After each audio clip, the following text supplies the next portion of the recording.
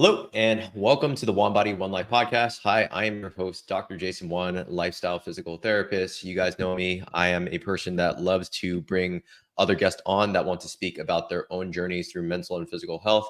And I really value a lot of the relationships I get to build literally around the world. For one, we have somebody that's literally living thousands of miles away in Vietnam, and not from Vietnam, but he's made a lot of Yeah. massive life changes and decisions that made him successful, that's made him happier, that's made him more fulfilled, and that's enhanced his mental health. So today we have Ken Stearns, and the topic of today is really speaking to the mental health side of health, but also at the same time making the right decisions in your life, even making the right sacrifices, so that you too can Mm. also feel more fulfilled. So Ken, welcome in. How are you doing today?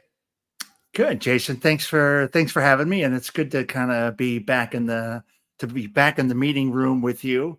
And then, like you said, even though now I'm a little bit farther away than I was last time we chatted. Yeah, no worries at all. Well, Ken, I value the conversation that we had before, and that's why I wanted to definitely bring you on here because you can provide so much value to the audience that I currently serve. So why don't you just start off with just a brief introduction about yourself? So yourself, what's your background, Yeah, and why are we talking about mental health today? yeah, it's great. It's a great reflection for me because I'm back in Vietnam, which is where I left about 2.5 years ago.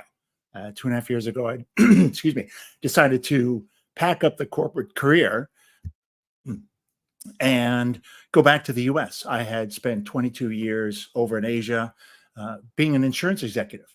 And, one of these great opportunities to travel around all of Asia for 22 years and live in about 4 or 5 countries, lead teams, sales teams, distribution teams, high performing job, high stress job, and just lovely experience.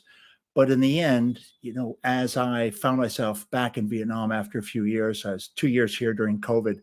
And really, at the end of that, I kind of felt disassociated with the job, disassociated with the career, really at the end of corporate life. I think I had been through quite a blender, it felt like. And I still remember, and I just saw the video the other day, and I had made this iPhone video after I had said I quit.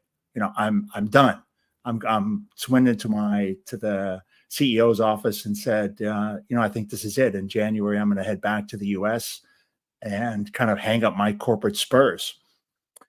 And I got back to the apartment that night, and it's a gigantic emotional release that I felt like I just wanted to capture my emotion and just kind of dictate into the phone and just say, "Hey, I'm a free man," and that lifting up of just all this kind of this weight on your shoulders every day, every week, just a fantastic feeling. And then I spent two years plus traveling the U.S. I had put a plan together, traveling the U.S., interviewing people in their homes. And this is a really big adventure that I had planned. It took me 2 years. I went to 96 cities, interviewed 330 people, Mm, sat down in their living rooms with this giant jar of questions, and had conversations with them about life and their lives and their life experience. Kind of what you do on a podcast. mhm, Super valuable time spent with some amazing people and hearing stories of people overcoming life, challenges and turning them into opportunities. Um, so I spent 2 years doing that, interviewed 330 people, and I felt pretty refreshed, and I felt mhm. like a completely different person, and put life in perspective. Changed me. Probably feels almost like at a cellular level, those kind of interactions and the human stories, and Mhm. found myself coming back to Asia. When I wrapped up the whole tour, I reached out to people and said, "Hey, I'm going to start doing some public speaking. I want to share some of my life experiences." And the first people to reach out to me were people from Asia, and specifically people in Vietnam. So I found myself, back in the airplane, and here I am, kind of, like you said, we were chatting before, meeting some people, meeting old friends. I've had nothing but coffees and noodle lunches, just having a great time getting back with old friends. And from a different perspective now, feel much different. It's a very different environment for me because I'm a different Absolutely. person. That's really good to hear, man. And I'm very happy for the situation that you're in. And obviously, like we got to connect, and I got to speak about my story. And I'm sure that you just interviewing all these people is something that lights you up. There's something that I'm currently doing right now, and I do it like once quarterly. It's called like a time energy audit, where basically I see Mm, the amount of time that I spend in my business, spend with my family. So like every 15 to 30 minutes, I actually write into a journal things that light me up, things that suck up my energy. So you kind of like make green and mm, red highlighters. You say to yourself, well, if these are the things that really light me up, I'm going to keep these things interesting. in my life. Things that are potentially red highlighter or Yeah, that drain my energy, I either am going to get rid of it completely, or I'm going to delegate right. it to somebody else, especially if it's still beneficial to my business. So I feel like we can hit Huh. on so many topics, because I know you have just so much even more experience as a businessman than me.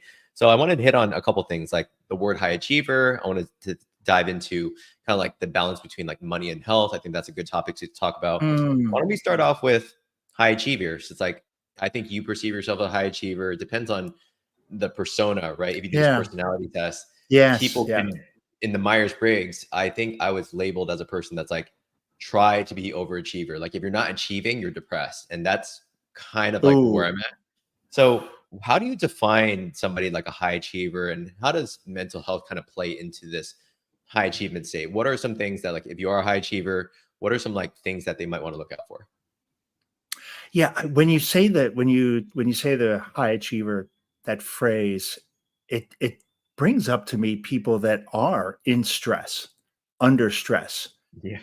Eh, I don't know that I don't know that I get a good, warm, and fuzzy feeling with the phrase high achiever. Eh, I think you cannot stay at that status for a long time. It Mhm. would be my gut reaction.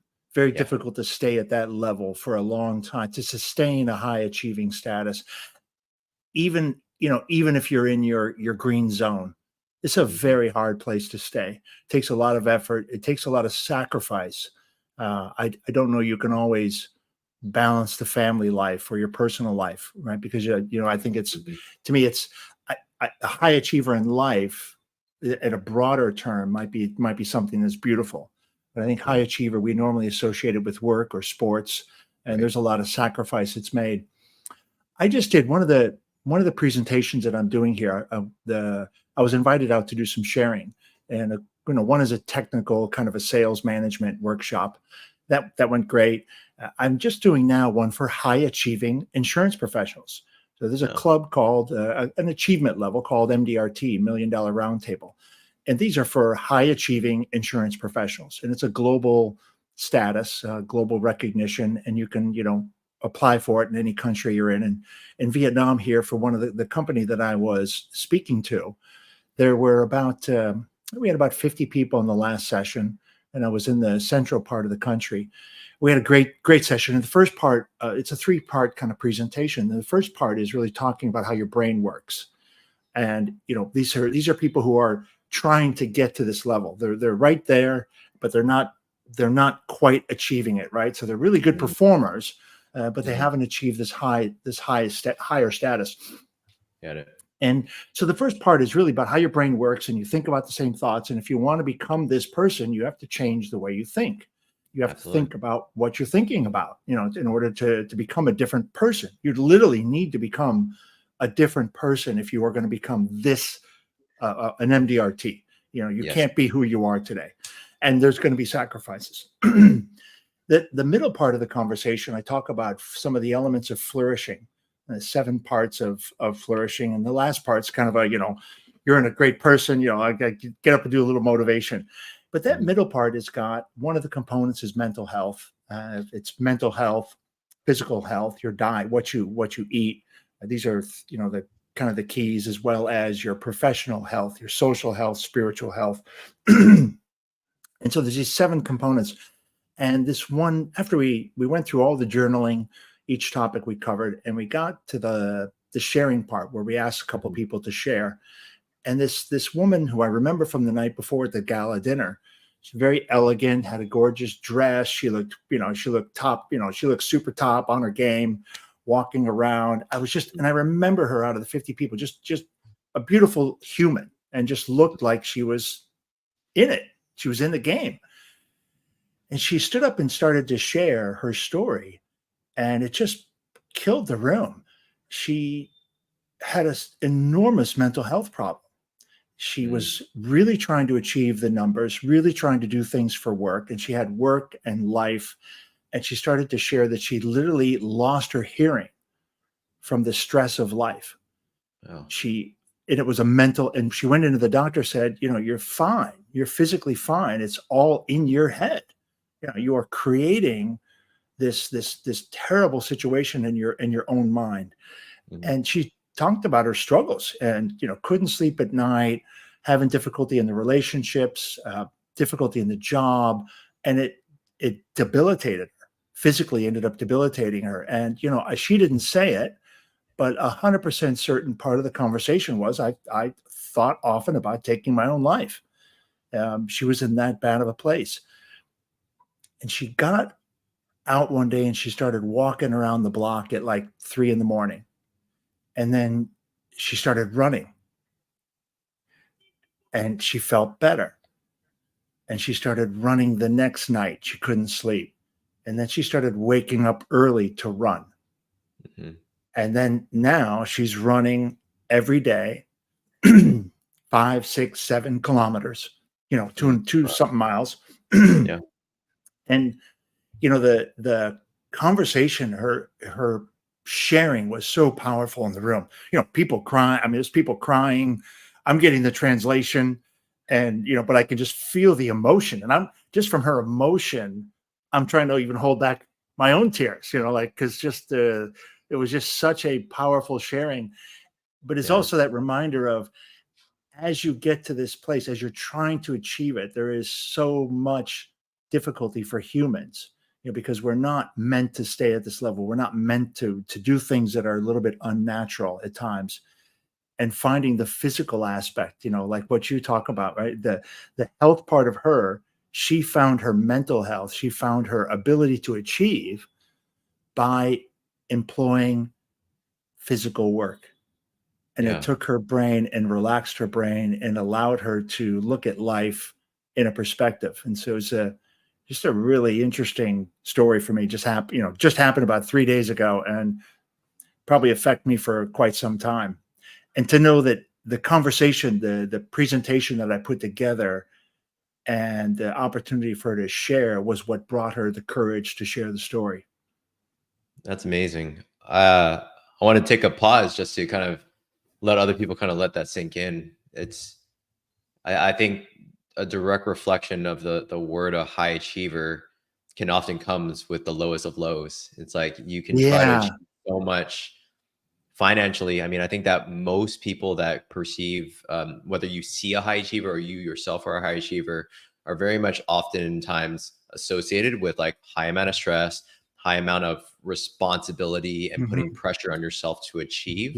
Yes. That's I think where I've been. I mean, I just to tell you a story, and I don't think it hits as hard as that gorgeous woman in the room, but when I started my business, 2019, 2020, and it was in the heart of the pandemic, and I was starting a lot of my online stuff. I couldn't really see people in person because it was COVID. So a lot of people were stuck at home.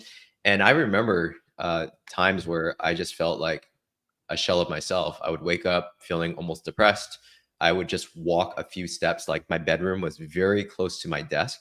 So I would actually just, dangerous. bedroom and separating office and like bedtime, not a good thing. And I remember one day my wife came up to me and she seemed a little concerned. She obviously knew I was working long hours, but she's like, you look pale and you look, you look skinnier. It's like you look, and I was like, oh yeah, I haven't even been weighing myself.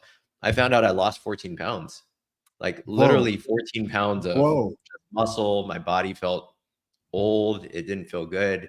And I remember that was a time where like I broke down and cried, in front of friends and family. Cause I was like, yeah, I don't know if I'm cut out for this. And it's because I feel like I'm a high achiever. Yes. And I think when it comes down to it, like you got to see how high achiever, I really love how you said high achiever of life, not high achiever of like your finances. Cause you can have a beautiful nest egg, but still be very empty inside. Be a wreck. Right? So I think that it's just good to kind of hear that, what would you say to somebody that maybe they are really trying to achieve a lot financially because it's more tangible. You can see the Yeah. cards, you can see, people can see it, your clothes, your watch, your Rolex, it's all that. Like, what would you say to somebody that is a high achiever, but maybe seemingly letting other parts of their life kind of go downhill, or they're Mm. not taking care of those parts? Yeah, I'd come back, I'd come back to this story in the presentation, which what I was kind of trying to communicate to the team, the group of people there is you can do this once. Anybody can muscle your way to the top. You can do it, right? In whatever profession you're in, you can do it. You will get there. And I've seen this in corporate life so many times over the 20 something years, working with a lot of expats, right? Foreigners who are come into, this is a developing for my business. It's a developing financial market. On the maturity level, it's still in the lower middle end, and Mhm. it's starting to grow. And over that time, you bring in a lot of people with experience from other countries to kind of share and manage and lead teams and develop people. And these are all high achievers. I mean, if you end up with a job in another country in a specific area, you are a professional in that. You've got a lot of value, and you would be considered a high achiever. That would be the Mhm. only way you would get the role. You do see a lot of people coming in 1 year, 2 years, 3 years, and gone and gone, not because they wanted to, but because they just couldn't hack it. They couldn't balance and hacking it, meaning they might have been performing well at the job, but there's just so many other parts, right? There's that you've got to have some social network because Mhm. things are going to Absolutely. happen. Like, like your story, right? At some point you were in front of friends and family. That's who saw you at your worst. You Mhm. need that social network.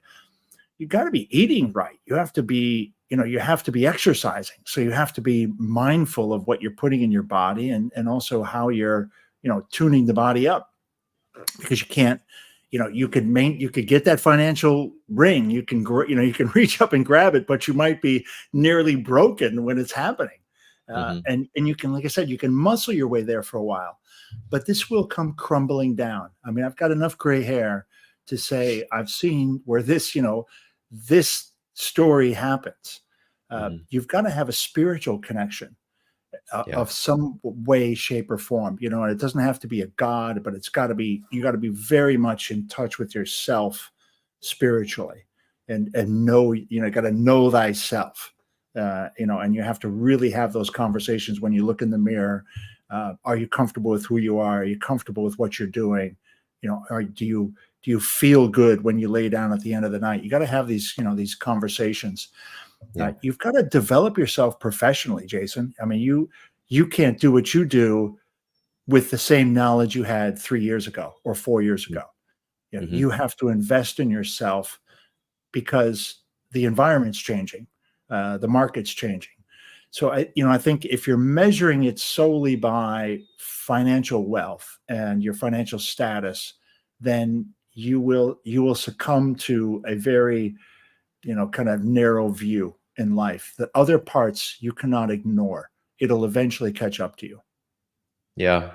I think you hit some really valuable points. There's a couple quotes and things that I've talked about in the past, and I think that one quote that stuck out to me was some sort of like fitness influencer that I think is one of the more honest ones, not all about just like the six pack and things. And it was really promising. He said that, like, you shouldn't be measuring your worth as a high achiever off of how much you earn. It's how much you spend. It's how much time you spend with your family and friends. I thought that was really powerful because we focus so much on the tangential things, the things that we can see, the clothes, the cars. Yeah. I think that all of that is great, but if you're a believer like myself in God that feels that, okay, well, you can't really take that up to wherever you are. You're going to measure your life off of the memories that you've had with other people. And I think that I when I hear that's one of the things that puts me to tears Yeah. is when I'm with my family and I'm with my friends, or just staring into my kids' eyes. You're present, Hmm. and that type of moment that you have with your family, it really makes your life feel that much more valuable and that much more fulfilled. And you can have $2 in your bank account and still be an extremely happy person. You can have $1 million and be absolutely ashamed of yourself and be Absolutely. I right. think there's So more of the latter than the former, right? I think there's a lot more millionaires that are absolutely miserable than there yeah, are people with just happy with the money they're making. no, for sure. So I think for people to be a high achiever, I mean, sometimes you have to kind of like pull yourself back. If you're a high achiever, sometimes you need to just to kind of like unveil the curtain and be like, what's most important in Mm, my life? And maybe sometimes you have to take a step back and be like, well, if I continue to just rev my engine to 120 miles an hour, eventually my engine's going to burn out. I'd rather take a step back once in a while yeah, and just live, just be present with your family around you, go for a run like that one lady that is running yeah, every day because it clears up and it's improved her mental health dramatically. I mean, there's just so much about high achieving that you can be an achiever in so many other ways. And it's not just about your financial wealth for sure. But I guess the next yeah. thing I want to talk about is just how people are kind of measuring their self-worth about around, let's say around money, and I think that money is one thing, but how does somebody Mm. take potentially, like, let's say if they do have a lot available to them financially, what can they potentially do to be more serviceable to others? Do they just continue to grow and just donate, or like what would be some ways in which they can manage or utilize their finances for the good of other people and maybe the good for themselves? Once you're once you're at that level, the people that I've seen that are really are the happiest, they find a way to eventually let the work for them, the job. Excuse me, sorry, my kind of morning voice. As people get you're high achieving for a while, and at some point, like you said, the money runs out of value to you. And whether you're of lower means or whether you really are rich, I think at some point money has it loses its value to you, and you start to cherish the other things. Now, I mean, the sad people are ones running until they're dead. And you don't meet many people, you don't hear any stories of people on deathbed saying, I wish I made more money. Yeah. All those stories involve, I wish I spent more time with people, I wish I made more friends. Yeah, I wish I wasn't such a jerk, wasn't Mhm. so short with people, to kind of summarize it. Right. So finding a way to connect to other people, and this I think is really what drove me to do the jar. After spending a career that, life insurance really is about several things. It's about many things, but one of them is being there for people in the dark times, giving hope, what I call bringing hope in a dark time. You're the insurance person and something terrible happens to a family.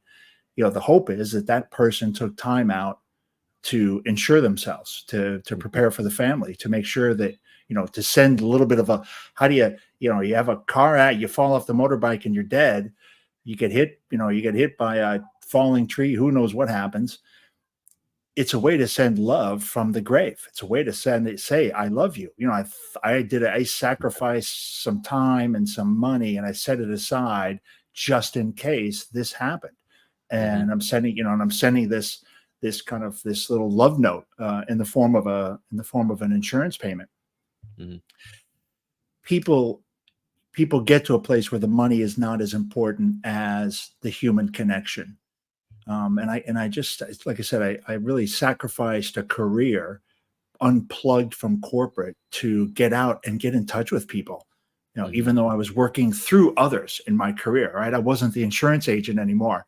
I was so far removed from it, that I really wanted to. And although I'm coaching people and helping young executives, still felt like I needed to get so far down into the dirt and to hear people's stories and to sit in a living room with them, with this jar of questions, and just ask them to tell their story and share that story so other people could hear, kind of just exactly like what we're doing. So other people can hear your version of life and how you kind of, made it through or are making it through. And so I think it's, high performance. At some point, you've got to be high performing in other areas of your life And so I think, ditch the money at some point and you will find infinite happiness elsewhere. Yeah. That's really good to hear. I mean, one of the things that lights me up, and I think is part of my profession and what my MO is just fitness. It's not telling people, it's inspiring people through action on how I take care of my mental health, how I take care of my Mm, body. And I think that a product of my quality of life and helping other people with their quality of life is teaching them to be yeah. stronger, is teaching them the right exercises so that they feel better on a daily basis, teaching them the right nutrition and the right habits necessary Mm, so they could achieve more, not just financially, but also have the body that can withstand, all the yes. sacrifices that There's, you're putting through your body, right? All the on your computer, making phone calls, trying to make more clients, trying to make more money. It's like, another aspect of that is indeed it's your physical and your mental health. So like you said with that one lady, it's like she just started running, which is it's physically demanding, but it translated very much so to oof, her regaining her mental health, a sense of sanity again. yeah. A side story on that, you're talking about, getting your strength together during during COVID, as I was kind of wrapping up my book, planning the podcast journey, knew I'd be on the road for 2 years, in and out of hotels, driving, changing cities every 4 days. Just this Mhm. manic, crazy, silly schedule I designed. A very high achieving schedule. Yeah. I was trying to, every 4 days, literally changing a city, trying to do 4 interviews in a town. It's just absolutely bananas when I look back on it. You talk about a high achiever left with a dream and a pen. And Right. I really set some crazy goals. One of the things that I was manic about for the last 6 months, 8 months was exercising 4 or 5 times a week. Mm. Even though we were in COVID, I started doing gym sessions with my trainer through Zoom. I would just set my phone up so he could watch me, in a particular exercise. And we had worked together. So Mhm. I knew the drill pretty well. I knew form quite well, but needed that guidance to make sure I had the technique right. But Yep. I got into probably the best shape of my life at 60, 59 to 60, just preparing for this because I knew how important it would be to have my physical health absolutely at a peak when I started. And because I knew I would not maintain it over the 2 years. I Mhm. knew myself, I'm going to get in it's going to be very hard for me to stay motivated. And so I bulked it in for 2 years. So you can't always stay in a routine, but if you do know things are, you have to find the time and kind of think ahead of where you can find where you can put that resource, right? Which part are you balancing? Your mental Mhm. health side, your physical side. Are you going to not be able to eat correctly for the next 4 months or 4 weeks? So you better make sure you got a good clean diet and focus on your diet now, because sometimes you can't always control where you're going to be and what you're going to eat. um, so I think that being aware, self-aware of what's happening in that balance of those seven kind of flourishing components, and knowing which ones you're going to sacrifice and which ones you kind of lean into during a period of your life. I always perceive that when I think about a business owner or an executive or high achiever, is you have these balls that are juggling, and all these balls you're trying to balance because you're wearing multiple hats in your business if you're Yeah, starting off, or maybe you're making seven figures and you're already wearing a ton of hats. So you're managing a team. Regardless, you're still balancing and juggling a ton of balls. And you got your family, and you got your mental health, and you got your exercise, and yeah, everything else that kind of makes a human. And at some point, you're like, okay, I always hear this question on all these forums, like, how do you achieve balance amongst all that? And my take on things is, instead of trying to achieve balance, I think you should be okay with imbalance, because there may be yes, times where I think there's a season where you're like, hey, I'm going to dedicate six absolutely, months to really improving my strength, my resilience, and get into good yes, shape. And that may be an emphasis point where you put a lot of work into that, and then you let something else, you let a ball fall on the floor. But yeah, it doesn't mean that you can't just pick it back up, because I think what you should try to do is not try to balance everything and give like 20% here, 20% here, 20% here. Yeah. And all Yes. of a sudden you're doing a half-ass job in all of Uh, these categories. You'd interesting. rather do, I Interesting. think, a great job of, let's say if you want to Huh. work on your physical health, which I can help you with that, but if you worked on that for 6 months, you're likely going to build some sort of mental fortitude and habits that's going to carry Yes. on, so that even when you're juggling the ball, that ball is seemingly able to be like higher in the air. Mm. It floats in the air a little bit more. It's easier to Yeah. catch. And so you don't have to worry about as much about your physical health because you've built in a habit of that. And now you can focus on some other aspect of your health, your career, whatever it is. And I'm not sure if you agree with that, but I always try to achieve balance since like 2020, 2021. And I was like, well, F this. I'm going to like let balls fall on the floor and focus on these Yeah. one thing. And then I can pick up things as I may like transition in different aspects of my life and my business. So I'm not sure if that's something you agree Yeah. about, or That's maybe you teach that in a different way. Yeah, I think that's makes a ton of sense, and I agree. Trying to balance, 6, 7 parts of your life, 6, 7, 8 parts of your life, manic. That is also that becomes then you're a high achiever. We're talking about high achiever across life. I don't know that that's possible all the Not time. sustainable. It's not sustainable. And I even look back as you were telling the story, so I did my own. I knew I was going to be out of balance, so I focused heavily off balance on exercise because I knew that Mhm. physical part would sustain my mental health. And then when I was on the road, I focused on eating right. I didn't let the diet part go sideways, so I knew I had to be very careful what I ate. And when I finished everything, I was on the road, I was away from friends and family. One of the things I did was I eventually, I parked myself at my daughter's house. I said, I am coming. I'm coming. That's about the warning I gave her. I didn't tell her how long I was coming. I didn't say anything other than I'm coming. And I grounded really deeply, Jason, just, hanging out at the daughter's house with the 3 grandkids.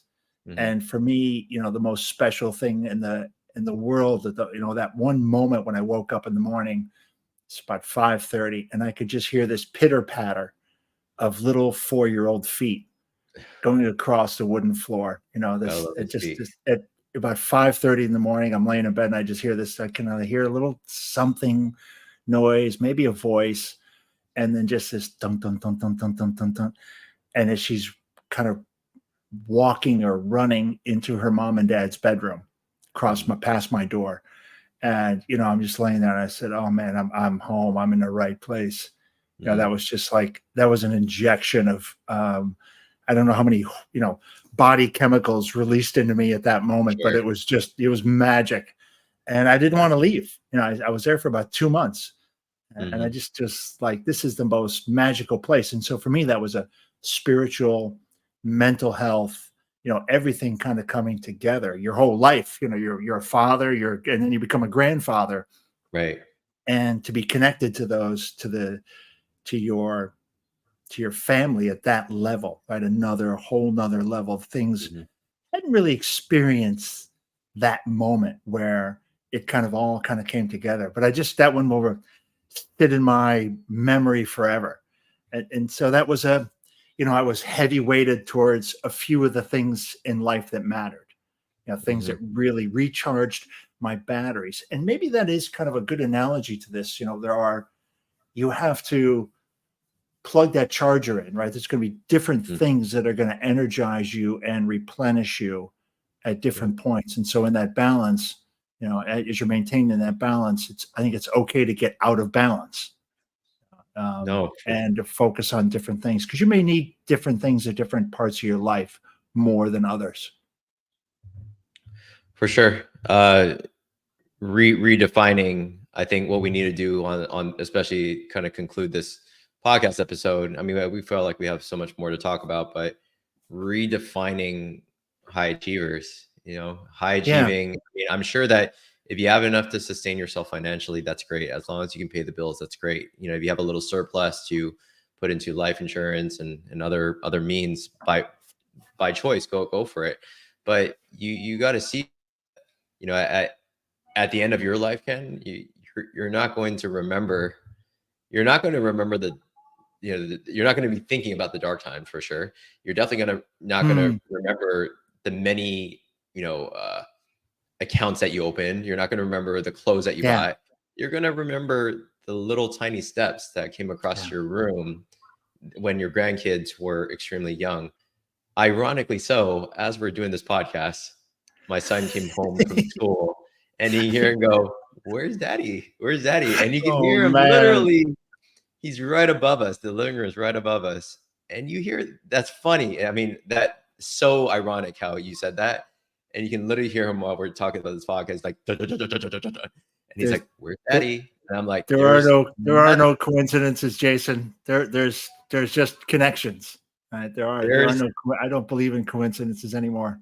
no." And quite frankly, like I kind of want to leave this podcast as much as I'm having this great conversation with you. I want to leave this podcast and Ab- shut down my computer and just hug my son. And I think that again, those experiences, I think that Absolutely. it doesn't matter financially where you're at. I think that to be a high achiever is someone that just is happy.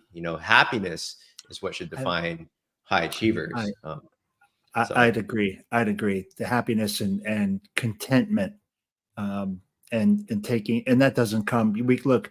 High achievers can be in sports. They can be just a person on the street who's happy with nothing. You're winning. You're winning in life, right? I mean, if you're a high achiever, you're somehow winning in life. And boy, God bless the person. Some of the people I see here sitting out on the street and just enjoying life, and they don't have a lot, mhm. but they are. They are. I mean, the Vietnamese generally seem to be a very content people, and I love walking around and just seeing the smiles and the friendliness, and just they found it. There's like, it still feels like they own it. They're still in that groove right now. And I I hope listeners can find their space and find that balance. So you can be, like you said, a high achiever in life, and not so much measure that financially, fiscally. Um, yeah. Yeah. Lastly, I mean, Go like, grab that son, man. Go grab that son, pick him up, and give him a big hug. absolutely. I mean, I guess just like one more question for you, and I think we can end this here, and I'm sure hopefully we'll have more conversations. But I mean, when you're looking at somebody that is achieving a lot financially, it's like what like we said, like you can delegate those financial things Yeah. to spending more time with your family. You can spend more on Mm, vacations. I mean, there's a lot you can do financially that's not selfish. You can definitely do a lot. yes. And I would also say, for anybody that is a high achiever, don't just go for the job that makes a ton of money. Like I didn't choose physical therapy because of the money. It's a doctorate, Mm, but I think quite frankly, most doctors of physical therapy are quite underpaid. Some make as little as like $50,000, $40,000, and it's just not yeah. enough to sustain. So I think finding Yeah. a job and finding a career where you're passionate, you feel like you're helping people, you're being serviceable. I think that that's part of it. It makes it feel less like a job. It feels like you're achieving more. And you know, Absolutely. I think you're as far as your profession, I'm sure you are doing great with your executives and helping them with these exact things that we just talked about like, Yeah. we're not just high achieving professionals financially, but we can definitely be happier in so many places. And that's what I'm trying to do. At least, my little dent in the world is to help people with pain, injury, help them feel stronger, more fulfilled, and take care of that aspect. But I think Mm. just bringing on people like yourself that come from a completely different background, but we still understand how important our mental health is to us. Oh It's world yeah. class. I think this podcast was amazing. And I don't know if you have any like final notes for people that like leaving any final notes and words of advice from you, considering you have so much to give, obviously. Yeah, I think, just the final, just kind of wrap up a lot about what we talked about is making sure that you are aware of where you're at. Like you're journaling, making sure you're aware of where you're at on the different components of really being happy and being a whole person. Was the way I was talking to a client yesterday. He's saying, "Oh, you're talking about a whole person," and it's like, yeah, that's kind of what it is, you know. So knowing where you're at, knowing when you're out of balance, having that red, green, yellow markers on those components of life, and getting out of the red zone, when you can. I mean, sometimes we have to, sometimes you're in the red zone, you're Mhm. going to be in the red zone. You gotta eat that red zone. But you've got to, Yeah, but absolutely. you got to know how you're going to get into yellow and you can see the green. You're going to focus, I'm going to get to the green. I'm in the red right now, and it's okay because I know I'm in the red and I know why I'm in the red. And I think you can survive in that space for a time if you have a plan and you're aware. I think like the story of that young lady was, she didn't know. She didn't see it coming, and she slipped into it. And you can't claw your way out of that with your nails. And you're not when you find yourself in that spot and you're not aware, I think that's a rough spot. That's the difficult situation for people. So, the observations or the advice is to be aware, to do these self checks. I love that example that you gave. And again, that if you are going to be in a red zone and operate in it, know you're in it, know why you're in it, and how long you're going to be there, and what the steps are to get out of it. And when you're in the green zone, just enjoy it. And just like, I was in the green zone, laying there in the bed, and I heard those pitter patter. I'm like, I'm not leaving the green zone. I'm in the green. I'm not leaving. And so when you find you're in this spot, swim in there, enjoy it, take off your clothes, dance around naked, and enjoy the time in the green zones, and balance the rest of it. Absolutely. Great message to kind of end this with. I definitely think that this podcast, that I think, well, you have a podcast and I also have one, that these types of things is part of my green zone. I love speaking with people and speaking with people as advanced, that has a lot of life obstacles that you've overcome. The fact that you kind of found your calling doing all these things and interviewing people and having these jar of questions. So again, just want to thank you for being a part of this podcast and, fulfilling my green zone for this past hour. And I guess for anybody that's wanting more information about you, or wanting to absorb, the things that you kind of put out there, where can they find you? Yeah, so a couple places. One is a good one where you can see my story and see some of the podcasting stuff is the jar.live. I also do a podcast called Mental Health Today. It's mhtpodcast.com. That's also got a good bio, and it's got a link to a lot of the other stuff. So mhtpodcast.com, and then also Ken Stearns.com. I'm kind of a little bit, as I'm going through it. Yeah. Okay. That's a little set, looks a little high achieving. So I've got three platforms or more that I'm kind of operating under, but any one of those are great spots, and you can find out a lot more about me there. Very cool. And I'll be sure to link that in the show notes so that people don't have to listen to the podcast. They can simply just go to the description section, and you'll be able to find all about what Ken Stearns is about, and all the things that I think he can share as far as value in your own life, especially if you are a high achiever, high performer that wants more out of life. I think that he can definitely help. So thank you so much for your time, Ken. I really appreciate it. And that's what I got for you guys for this podcast today. If you have any questions or you want to leave a 5-star review, feel free to leave that in the comments. Apple Podcasts, we love if you can leave a comment, also a 5-star review. That way more people can be able to witness and be able to hear this podcast as well. And I guess I'll leave you with this quote that I always leave with my audience all the time. We only have one body, one life. Make every action you take be one that makes you a better version of you. Take care. And thank you so much for your time, Ken.